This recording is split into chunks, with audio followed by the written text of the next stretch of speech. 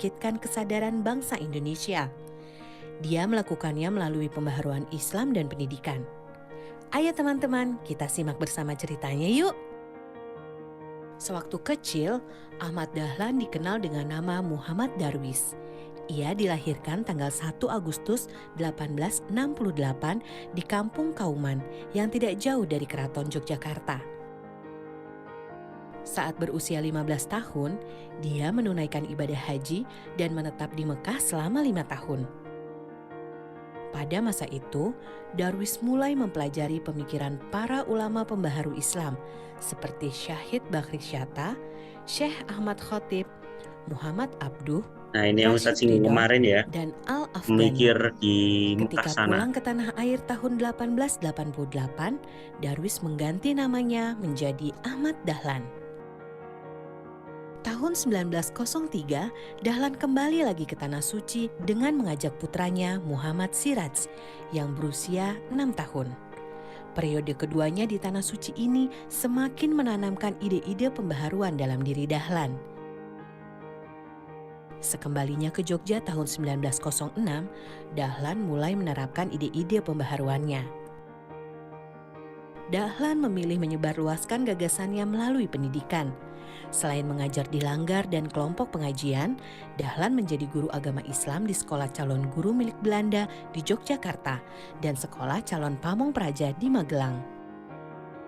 Dahlan juga masuk Budi Utomo pada tahun 1909 agar agama Islam dapat menjadi pelajaran resmi di sekolah-sekolah Budi Utomo. Pada tahun 1911, akhirnya Dahlan berhasil mendirikan sekolah formal yang dinamakan Madrasah Ibtidaiyah Diniyah Islam. Di sekolah tersebut, dia memadukan pendidikan agama Islam dan pendidikan Barat. Setahun kemudian, tepatnya tanggal 18 November 1912, Ahmad Dahlan mendirikan Muhammadiyah. Sejak saat itu, Muhammadiyah mengembangkan sekolah hingga ke seluruh penjuru Nusantara. Kini jejak warisan Kiai Haji Ahmad Dahlan tersebar di puluhan ribu lembaga pendidikan, mulai dari pendidikan anak usia dini hingga perguruan tinggi.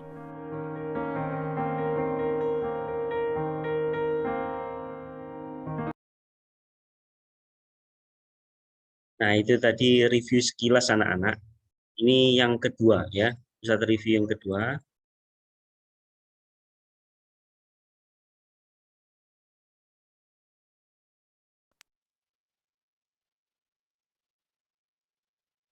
Ini sejarah lahirnya Muhammadiyah yang kapan hari Ustaz terangkan ya. Yang mendasari adalah surat Al-Imran ayat 104.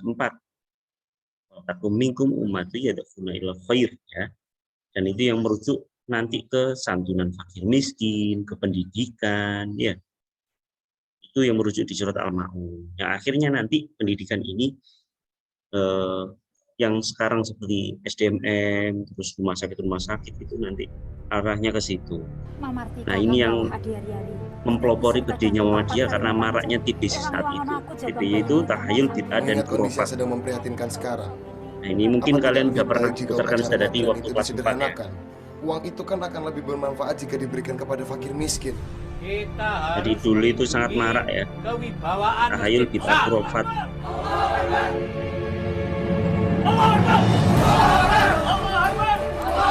Ini namanya zaman kolo bendu, Dimas. Zaman hukuman. Gusti Allah sedang peparing hukuman buat hambanya. Ini soal keyakinan, apalagi didukung oleh kekuasaan. Saya sudah mantap mau mendirikan perkumpulan sesuai dengan perintah Allah dalam surat Ali Imran 104. Wal takum minkum ummatun yad'una ilal khair wa ya'muruna bil ma'ruf wa yanhauna 'anil munkar wa ulaika humul muflihun. Jamaah masjid besar itu menunggu pindah ke Langgar Kidul.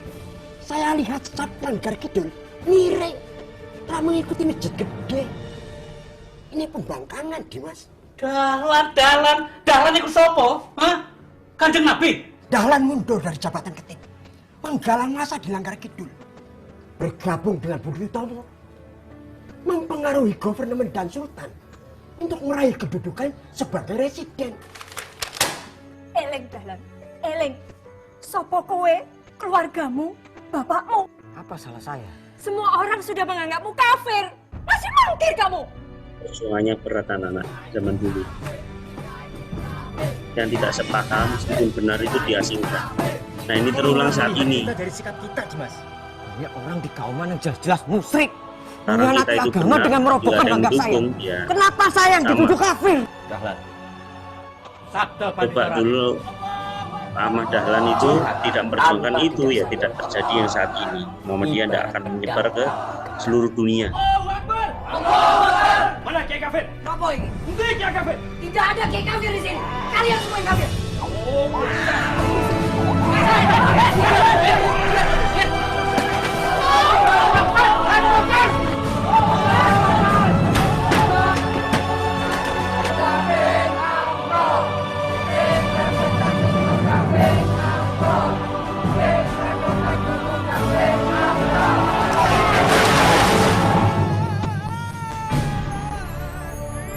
Hidup-hidupilah Muhammadiyah. Nah ini anak-anak. Jangan mencari hidup dalam Muhammadiyah.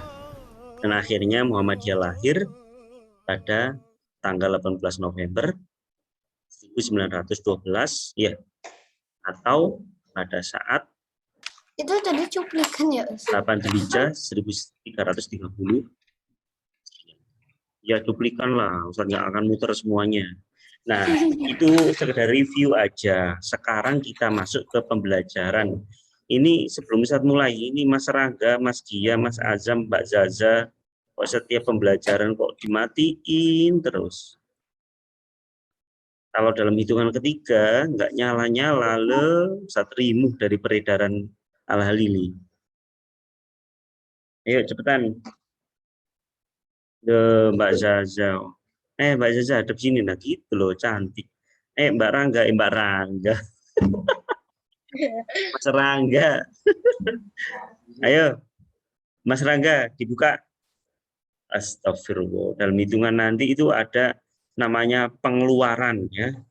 Pengeluaran dalam perjumjuman. Ya, sekarang materinya itu tadi adalah remindernya untuk pekan kemarin, ya, tentang Muhammadiyah. Insya Allah nanti Ustadz upload lah di YouTube sama di GC kalian. Ini nanti soalnya juga ada banyak sih. Nanti Ustadz cantumkan di YouTube. Silakan bergabung dulu. Ini tujuan dan manfaat organisasi. Insya Allah pekan depan masih nyampe organisasi Muhammadiyah, ya. Kita berangsur.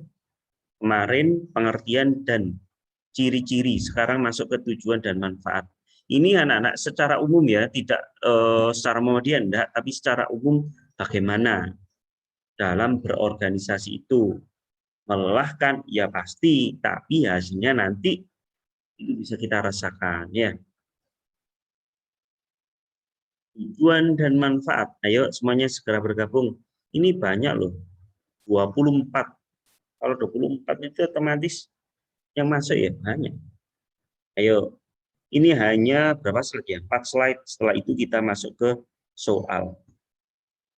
Saat mulai ya, sambil nanti yang lain menyusul. Bismillahirrahmanirrahim. Nah, tujuan dan manfaat organisasi. Ini kalau kalian besok dapat buku anak-anak, buku dari sekolahan, itu insya Allah ada di halaman 4. Ya. Buku kalian ada di halaman 4. Kayak gini. Karena belum datang Ustadz Salim ini. Tujuan organisasi. Nah, ini yang pertama, untuk mencapai tujuan dan cita-cita yang sama. Kemarin kan Ustadz sudah pernah bahas, ya. Di sini tuh salah satunya agar tujuan itu bisa tercapai, cita-cita dan tujuannya harus sama, yaitu dengan membuat program kerja atau proker, ya, atau planning lebih lanjut. Bagaimana ini bisa tercapai, apa yang harus aku lakukan di organisasi ini. Misalkan organisasi makan-makan, nah, bagaimana anggotaku kenyang semua, apa yang harus aku lakukan, nah, makan rutin, misalkan gitu. Nah itu salah satu contoh. Terus memecahkan masalah dan mencari solusi. Di sini itu adalah memakmurkan apa yang dituju, ya. Misalkan dalam Muhammadiyah, Muhammadiyah itu adalah tujuannya menciptakan masyarakat yang Islam, yang sebenar-benarnya, yang sesuai Quran dan Sunnah, ya, dan nantinya masyarakat yang sebenar-benarnya ini akan di apa ya istilahnya, di-upgrade lagi. Nah, bahasanya di-upgrade diupdate menjadi tajdid ya, namanya itu kalau di Muhammadiyah itu tajdid kalau upgrade-nya, pembaharu. Pembaharu itu meliputi apa? Yang pertama dalam hal kesehatan, yang kedua dalam hal pendidikan, yang ketiga dalam hal ekonomi. Ya, jadi itu yang digarap Muhammadiyah yang bersungguh-sungguh. Akhirnya sekarang apa yang tercipta?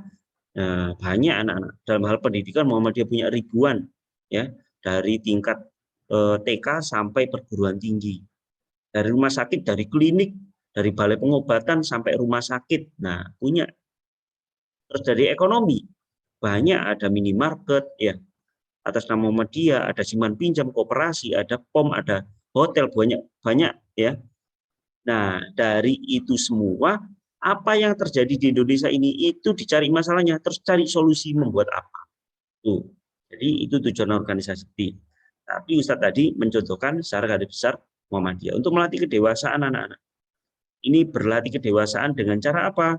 Kita itu menerima pendapat, ya, menerima pendapat dari orang lain. Kita itu tidak mempertahankan pendapat kita. Kalau berorganisasi, pendapatnya lebih banyak itu yang menang. Ya. Nah, jadi pendapat kita itu tidak boleh harus pendapatku, tidak bisa. Ya. Jadi kita harus melatih agar kita itu bisa sabar menerima. Nah, itu adalah salah satu ciri-ciri orang dewasa. Nggak seenaknya sendiri. Untuk berbagi pengalaman, ya, agar kita itu bisa menambah lagi khasanah pengalaman.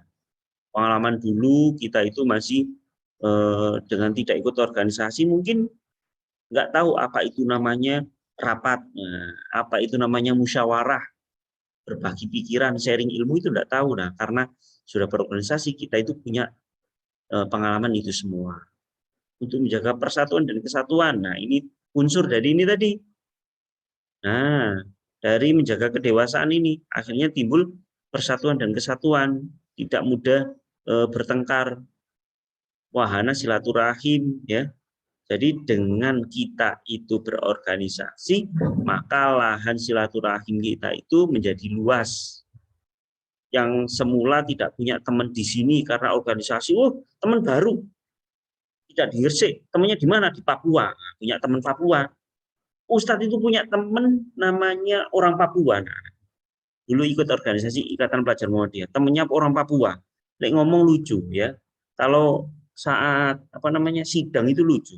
Yang lain serius lawan orang Madura. Jadi orang Papua lawan orang Madura. Jadi lucu. Beta ini, wah, pokoknya bahasanya lucu. Jadi Ustadz itu di situ itu bingung. Di situ itu orang Madura itu ngomong, di Sauti orang Papua. Oh, jadi lucu ngomongnya jadi satu. Jadi di sini lahan silaturahim anak-anak. Meskipun tidak bertemu, tidak berjumpa sebelumnya, tapi dengan satu tujuan, nah itu bisa terjadi keakraban. Nah, ini sekarang kita masuk ke dalam manfaat, ya. Sebelum kita ke soal manfaat organisasi, disimak baik-baik. Nanti akan keluar nih. Yang pertama di sini ada yang namanya kakak muncul. Nah, menambah teman atau sahabat, otomatis ya manfaatnya. Kita nanti semakin banyak teman. Ustadz, aku kan sudah punya di sekolah. Nah, kalau nanti kalian di sekolah negeri biasanya ada namanya pramuka atau OSIS, ya. Kalau di Muhammadiyah ada namanya Tapak Suci. Nah, ini juga organisasi. Hizbul-Wathon, Ikatan Pelajar Muhammadiyah. Nah, itu namanya juga organisasi. Menambah wawasan cagar ilmu dan teknologi. Jadi di sini kita itu jadi tahu banyak ilmu. Otomatis banyak teman, banyak yang bisa kita sedot ilmunya, kita tiru ilmunya. Jadi ini menambah wawasan keilmuan. Terus melatih kerjasama, ya. Jadi ada satu tugas yang membutuhkan banyak orang, banyak personil, akhirnya dengan berorganisasi kerjasama itu jadi ringan, jadi hemat dana karena patungan, penggalangan dana. Terus kita itu energinya tidak terkuras semua, waktunya juga aslinya selesai sampai sore, siang udah selesai. Nah, ini adalah salah satu manfaat berorganisasi. Bahwa kita kerjakan secara bersama-sama atau bekerjasama. Menumbuhkan sikap mandiri dan dewasa dalam menghadapi masalah ini yang tadi, ya. Sudah terbiasa istilahnya. Karena udah tiap hari makanannya berorganisasi, punya banyak masalah, kita selesaikan bersama-sama. Pekerjaan lebih mudah, ringan, dan hasilnya akan lebih baik, ya. Kenapa tidak lebih baik? Ya pasti lebih baik. Kenapa? Karena otaknya itu nggak satu. Kalau yang mikiran satu orang, pasti ya itu aja. Tapi kalau memikirkan banyak orang, banyak kepala, pasti akan lebih mudah terpecahkan masalah itu. Sarana mencapai sukses. Kenapa Ustaz kok bisa sukses? Ya, karena dengan organisasi kita itu mengenal banyak orang, banyak channel, ya, banyak koneksi. Akhirnya kita butuh sesuatu. Di sini butuh ini, wah di sini nggak ada. Wah teman yang lain jawab, oh di sini banyak, ayo silakan. Nah, jadi di sini itu karena dengan kita mengenal banyak orang, otomatis di sini sukses itu cepat didapat daripada nggak punya teman sama sekali. Lah organisasi ini salah satunya menjadi lahan untuk itu. Terus jadi media untuk menyelesaikan masalah di sosial masyarakat. Ketika kita hidup bermasyarakat, kita itu akan butuh sekali anak-anak ilmu berorganisasi. Ini ada Al-Quran surat Al-Maidah ayat 2. A'udzubillahi minasyaitonirrajim. Wa ta'awanu 'alal birri wat taqwa, dan janganlah kamu dan tolong menolonglah kamu dalam mengerjakan kebajikan ini. Nah, kebajikan dan takwa. Kita disuruh Allah tolong menolong ya dalam hal yang baik. Wala, dan jangan wala ta'awanu ya, dan janganlah kamu tolong menolong alal ismi wal udwan, dalam hal berbuat dosa dan permusuhan. Kalau tolong menolong dalam kebaikan aku tahu, Ustaz. Kalau tolong menolong dalam kejahatan itu bagaimana? Contohnya nih, misalkan temanmu ngajak, udah waktunya ada naik sholat, bukan usah sholat, nanti aja terakhir. Nah, ini adalah mengajak dalam berbuat dosa, nggak boleh. Ya, nggak boleh.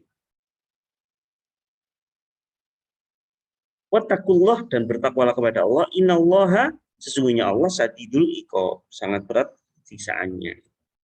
Yang mendasari anak-anak.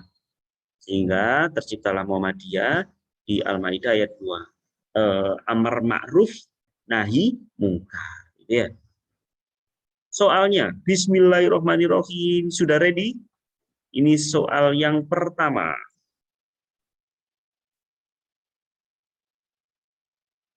Yuk.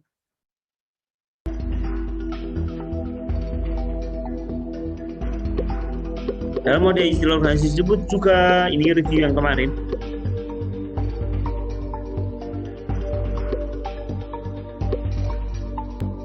Silakan yang belum.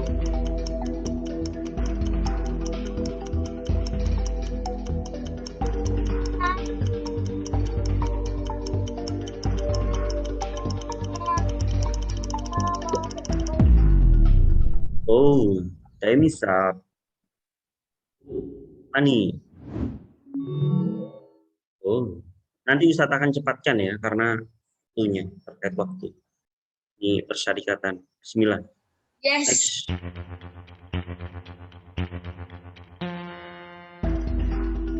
Yang bukan penyebab diberhentikannya keanggotaan seorang dalam Muhammadiyah, seorang ya.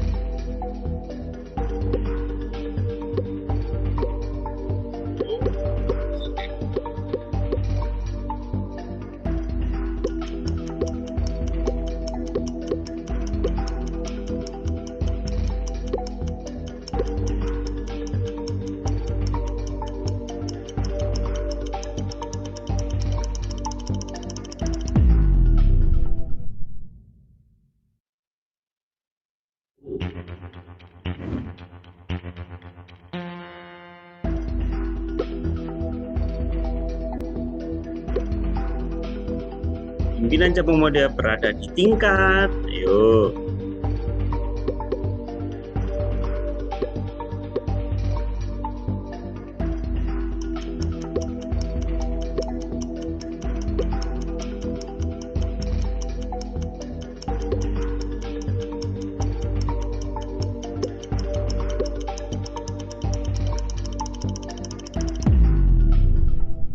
Misal, nah ini Ustaz. Ada yang masih ingat ini? Apa jawabannya? Wah, Mbak Husna sebentar memimpin. Yang berada di tingkatan cabang itu adalah kecamatan anak-anak. Kalau desa itu tingkatan apa? Desa. Ranting. Ranting. Kalau kabupaten? Wilayah daerah. Kalau provinsi? Wilayah. Wilayah. Oke. Soal berikutnya. Ready?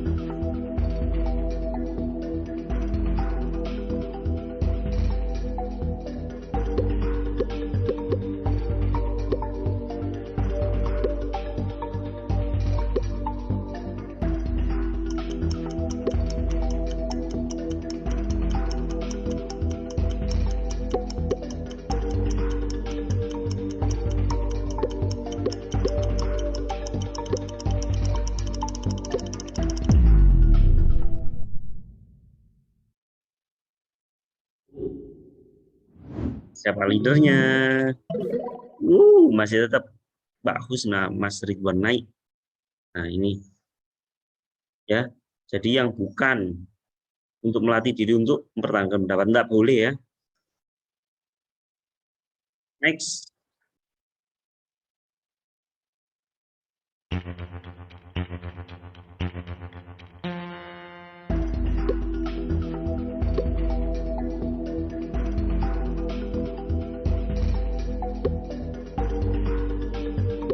Muhammadiyah, yaitu menghindari dari penyakit TBC. Apa itu TBC? Nah,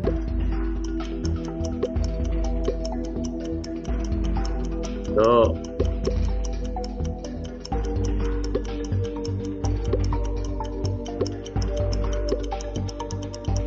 TBC.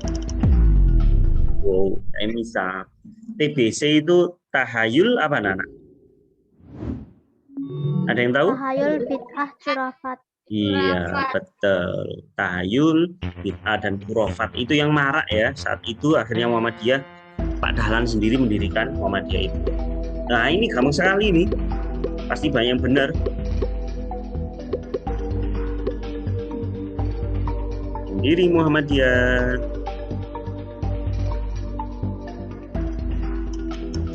Kok masih ada yang belum jawab? Jangan-jangan itu akun tidak ada orangnya. Nah, ini Oke.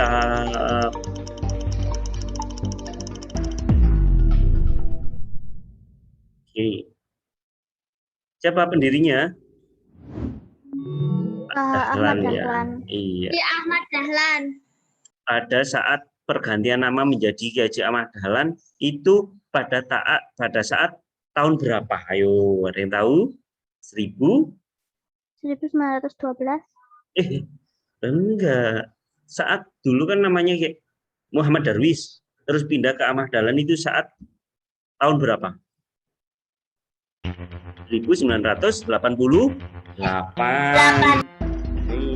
Yuk, salah satu tujuan organisasi. Kurang 2 soal lagi ya. Nanti insya Allah Ustadz akan letakkan di GC biar kalian bisa ngerjakan lagi. Tujuan organisasi.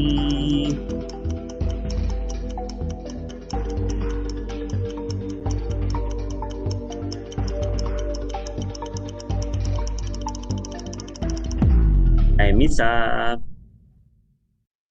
satu lagi, sebutin aja. Pak Husna meminta terus ini. Yuk, agar tujuan dan cita-cita organisasi tercapai dan berjalan dengan baik, maka harus dibuat apa? Nah, tadi Ustadz sudah pernah nyinggung tadi.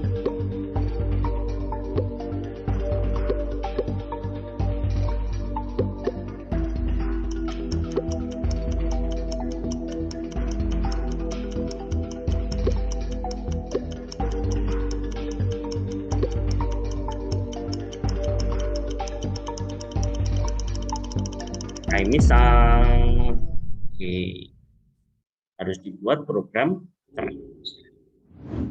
Nah ini, guys, setelah akhiri nih, di sini, akhiri sesi. Nah, Mbak Husna, Mas Rafasa, Mas Royan, iya nggak sampai selesai, nanti nggak ini, nggak apa namanya, soalnya ada 16 soal, kita masih setengah. Nanti Ustadz taruh di GC ya, biar kalian bisa mempelajari lagi. Anak-anak mungkin itu yang bisa Ustaz sampaikan. Kurang lebihnya mohon maaf. Terima kasih banyak atas perhatiannya. Insya Allah kita berjumpa di pekan depan akan bahas tentang anak-anak pekan depan itu, Ustaz, pekan depan itu tanggal merah Ustaz ya? Kayaknya tanggal 10.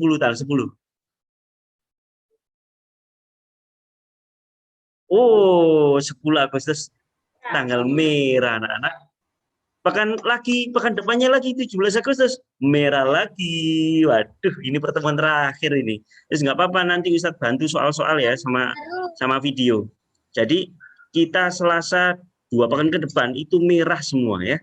Tanggal 24 baru kita masuk ya. Apa itu merah lagi? Kita tanggal 10, 17 itu merah. Nanti kita ketemu lagi di tanggal 24 ya untuk pelajaran Muhammadiyah. Kalau Islam enggak ya. 2 minggu lagi kita akan bertemu ke Muhammadiyah. Nanti tenang, nanti meskipun kita nggak berjumpa lagi tentang pembelajaran Muhammadiyah, nanti Ustaz akan taruh soal, kuisis ataupun video ya. Anak-anak terima kasih banyak, sampai jumpa. Waalaikumsalam warahmatullahi wabarakatuh. Bye bye. Assalamualaikum warahmatullahi wabarakatuh. Waalaikumsalam warahmatullahi wabarakatuh. Thank you Ustaz Nazar. Thank you Ustaz Nazar. Thank you Ustaz Nazar.